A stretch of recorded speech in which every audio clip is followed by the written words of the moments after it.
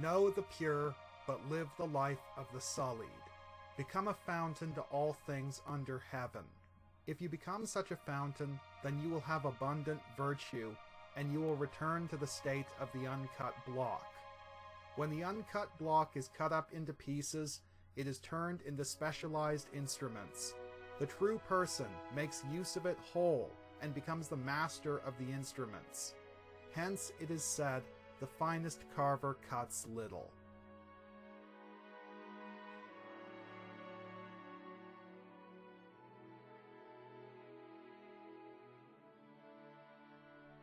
Your integrity or your body, which is more important? Your body or your possessions, which is worth more? Gain or loss, which is more harmful? Thus it is that the miser will pay much, the hoarder will suffer great loss. Be content with what you have, and you will not be disgraced. Know when to stop, and you will be preserved from danger. Only in this way will you long endure.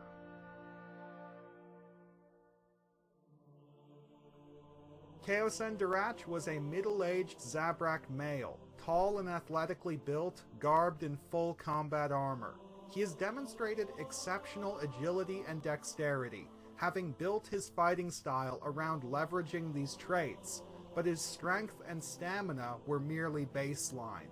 His success was based around his ability to keep the opponent at arm's length. He cannot handle a slugging match. His armor partially compensated for this, providing him with a safety net. A brown leather bodysuit acted as the base layer, over which he wore plated gauntlets, a chest piece, codpiece, thigh guards, and greaves.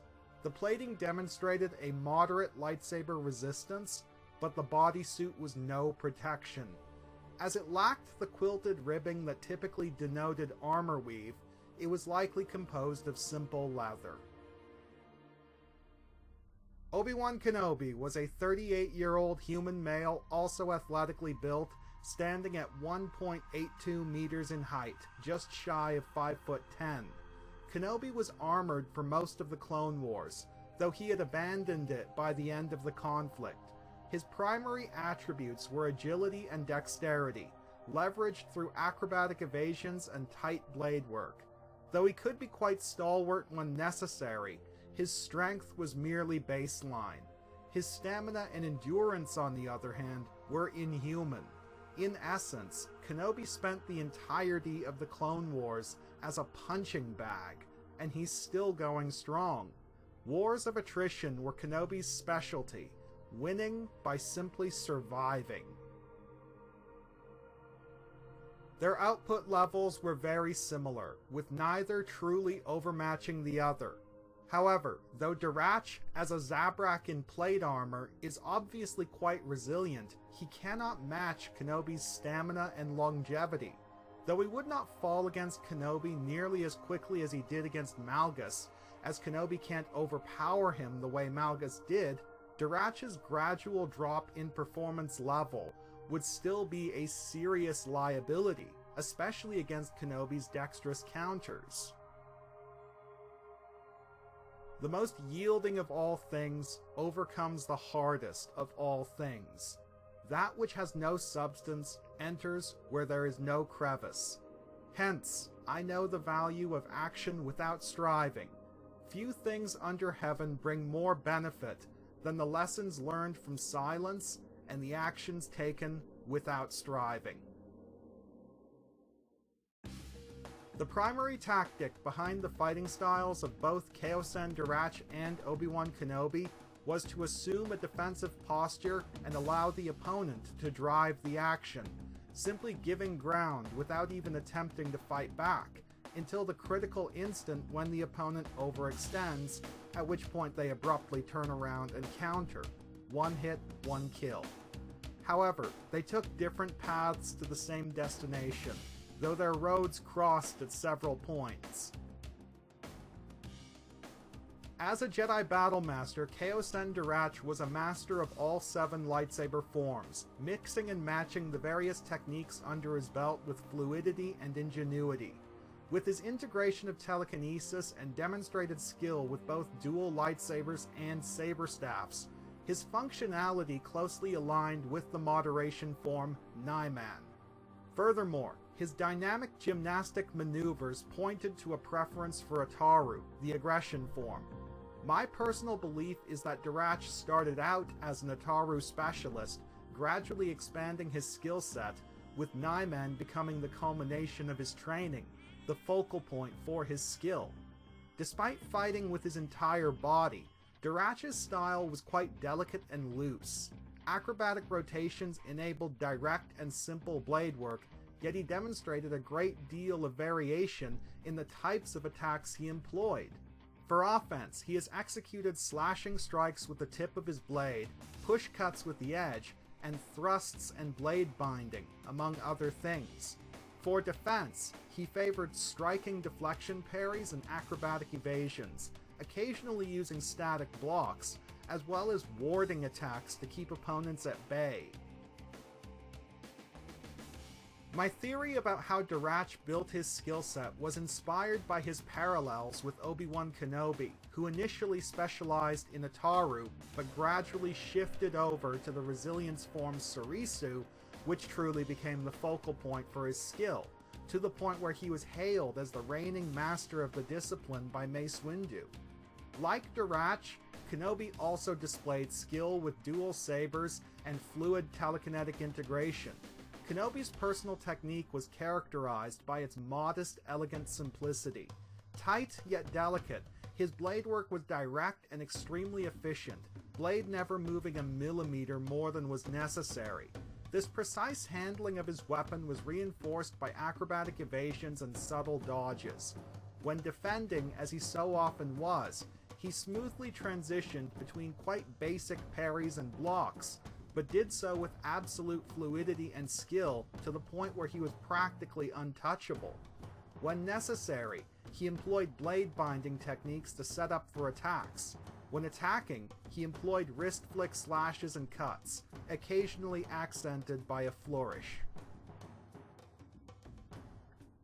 Both were dynamic without being wasteful, active without striving. Both succeeded through the nuanced application of traditional techniques, and therefore cancel out. Darach has a more comprehensive offensive technique, but this is neutralized by Kenobi's perfect defensive technique. Conversely, Kenobi's fairly straightforward Ataru sequences are nothing that Darach hasn't seen before. While the sort of subversive counters that Kenobi favors were successfully used against Darach by Malgus, Malgus achieved this by leveraging his strength against an already exhausted Darach, something that Kenobi can't really do. What we get is the typical Surisu paradox. Two masters capable of holding one another off almost indefinitely, but bereft of any real ability to overcome their opponent. As a result, this battle would be decided by factors other than lightsaber combat. At birth, you are supple and soft. At death, you are stiff and hard. Grass and trees are pliant and tender when living, but they are dry and brittle when dead. Therefore, the stiff and hard are attendants of death. The supple and soft are attendants of life. Thus, the hard weapon will be broken.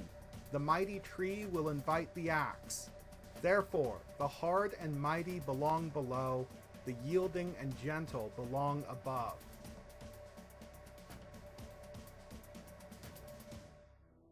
Kao Cen Darach and Obi-Wan Kenobi were both highly attuned and nuanced Force wielders, cleverly employing their powers to blindside and subvert their adversaries.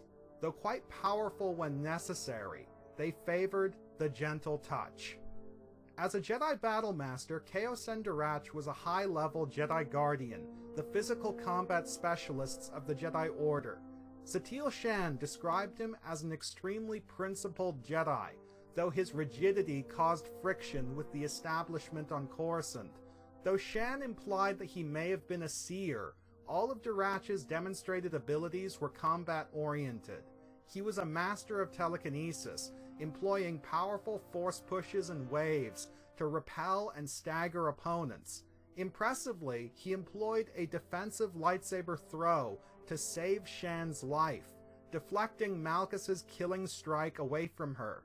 Though fairly direct, he preferred to blindside and subvert with precise and well-timed telekinetic surges, content to simply stall his adversaries. That being said, he was capable of lifting and throwing objects weighing hundreds of pounds, and would cut loose if necessary. As he used the lightsaber to defend against Force lightning, he clearly lacked any skill with energy-based abilities. Obi-Wan Kenobi was also a Jedi Guardian, specifically noted for his insightful nature and his nuanced relationship with the Force. His utility skills centered around subtle telepathy, which he used to diffuse situations and deter enemies. Like Darach, Master-level telekinesis was Kenobi's main combative ability. Force pushes to repel enemies, Force deflection to defend against certain forms of attack, and Force throw to batter enemies, or to attack from range with his lightsaber. Though capable of going head-to-head with powerful enemies in telekinetic arm wrestles, Kenobi vastly preferred delicate subversion, often exploiting environmental features to blindside enemies.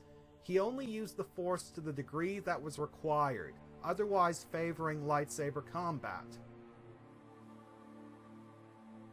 Both Darach and Kenobi were minimalistic and opportunistic, fluidly integrating their powers into lightsaber combat, surprising their opponents.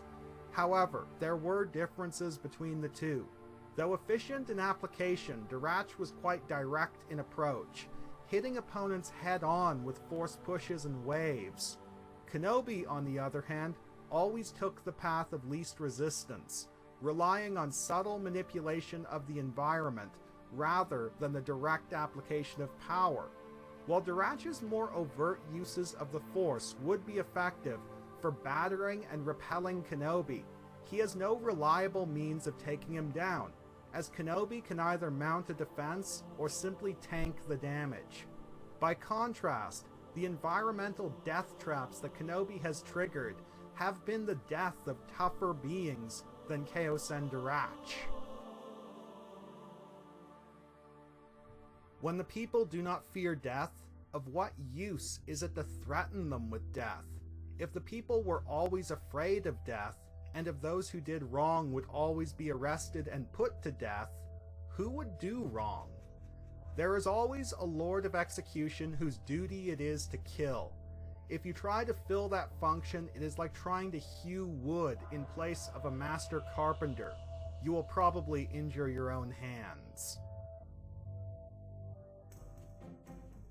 Kao Cen Darach's combat armor, skill at arms, and power in the Force make him the more overtly threatening of the two, while his intelligent use of his various attributes mark him as a true master of the art of war. However, Kenobi's tactical sensibilities are much the same as Darach's. Both follow the path of least resistance, their success based on their sustainability. This fight would be an endurance run, not a slugging match, so Darach's armor gains him nothing, while Kenobi's stamina is a decisive advantage. While Darach is more than capable of defending against Kenobi in the short term, as he tires out, his performance level will drop, and eventually one of Kenobi's attacks would slip through.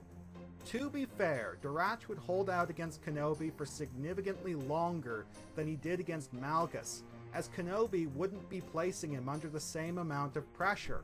Darach's armor would be little defense against the precise single hitters that Kenobi goes in for. Though Darach wields more overt power in the Force, he uses his abilities mainly as stall tactics, which wouldn't be nearly enough to put down Kenobi. He will not manhandle Kenobi the way Dooku did. Conversely, if Kenobi were to find some environmental feature he could exploit, well, high ground defense, bitches. If Kenobi makes a single mistake, he is dead. But if both combatants execute their styles to absolute perfection and make no mistakes, Obi-Wan Kenobi will win. A skilled warrior does not rush ahead of others. A skilled fighter does not make a show of anger. A skilled victor does not seek revenge. A skilled employer does not act superior. This is known as the virtue of not competing. This is known as making use of the abilities of others. This is known as being united with heaven as it was in ancient times.